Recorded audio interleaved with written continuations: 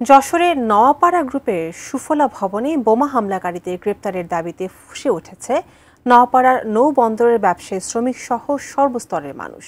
সেখানে সব কাজ বন্ধ রেখে আধাবেলা কর্মবিরতি ও সমাবেশ চলছে। নওয়াপাড়া থেকে বিস্তারিত জানিয়েছেন প্রতিনিধি নজরুল ইসলাম মল্লিক।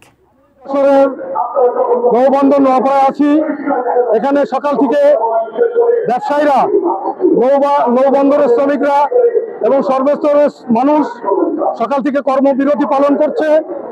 এই কর্মবিরতি নওয়াপাড়া গ্রুপের সুফলা ভবনে বোমা হামলার প্রতিবাদে এবং আসামিদের, দুষ্কৃতিকারীদের গ্রেপ্তারের দাবিতে তারা এই কর্মবিরতি পালন করছে।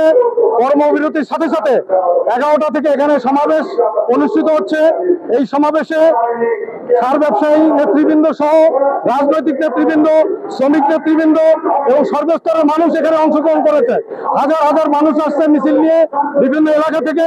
তারা যেটা বলছে যে এখানে নওয়াপাড়ার এই যে ব্যবসা বাণিজ্য, এটা যদি টিকিয়ে রাখতে হয় এখানে অবশ্যই নিরাপত্তা দিতে হবে ব্যবসায়ীদের।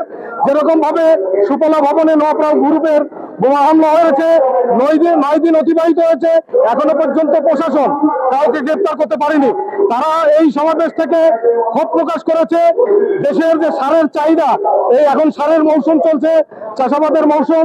এখান থেকে 70% সার, 70% সার এখান থেকে রপ্তানি করা হয়, বিভিন্ন সরবরাহ করা হয় বিভিন্ন জায়গায়।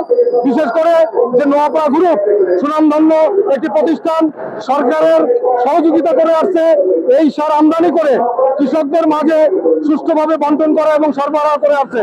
এই প্রতিষ্ঠানে দীর্ঘদিন সুনাম রয়েছে। সেই প্রতিষ্ঠানে হামলা হওয়ার কারণে ব্যবসায়ীরা আতঙ্কিত হয়ে পড়েছে।